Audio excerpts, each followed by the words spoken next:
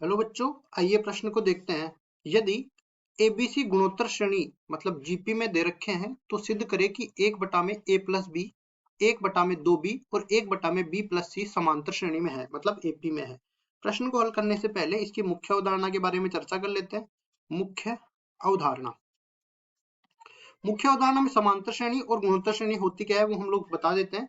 देखिए, सबसे पहले मैं समांतर श्रेणी के बारे में बता देता हूँ। समांतर श्रेणी और इस समांतर श्रेणी को हम लोग एपी से भी व्यक्त करते हैं। इसका मतलब ये होता है कि क्रमागत कोई भी दो क्रमागत पद लिए जाए तो उनका अंतर हमेशा समान होता है और उस अंतर को सार्वंतर कहा जाता है। मतलब मैं बोलूं कि अगर एक्स वाई जेड अपने पास समांतर श्रेणी में है तो इसमें एक संबंध होता है क्या, क्रमागत पदों का अंतर समान होता है। y माइनस एक्स बराबर में हो जाएगा z माइनस वाई, तो कुल मिला के अपने पास ये बन जाएगा 2y बराबर में x प्लस जेड।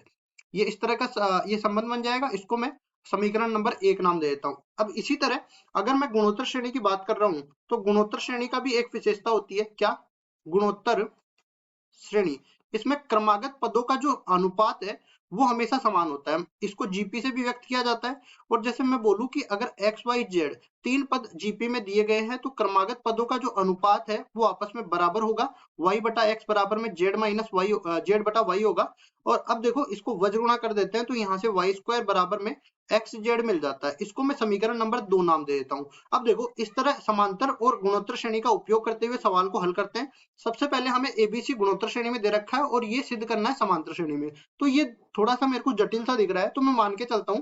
देखो, एक को मान के चलना है, दूसरे को सिद्ध करना है। तो अब यहाँ पे मैं ये मान के चलता हूँ और ये सिद्ध करके बताऊंगा। तो यहाँ पे देखो, मैं बोलूंगा माना माना 1 बटा में ए प्लस बी, 1 बटा में 2b और 1 बटा में b प्लस सी एपी में है।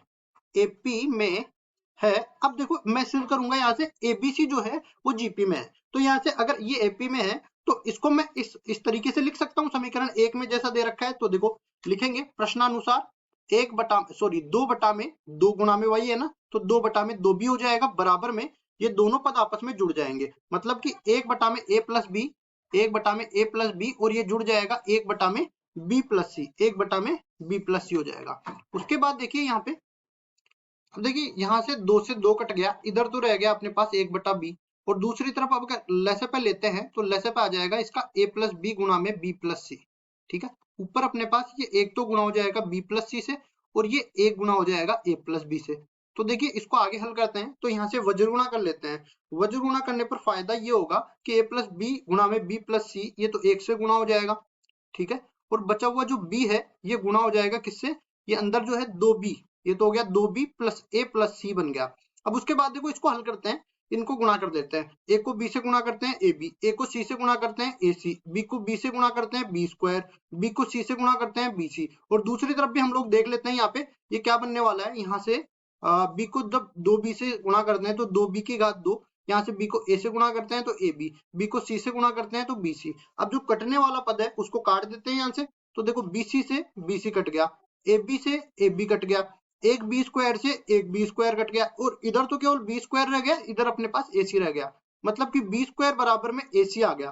अगर इस तरह का संबंध अपने पास आता है जैसा कि हमने समीकरण 2 में बताया था, वाई स्क्वायर बराबर में एक्स जेड, ऐसा कोई संबंध आता है तो हमारे पास एक्स वाई जेड जीपी में होते हैं। तो हम लोग कह सकते हैं इस प्रकार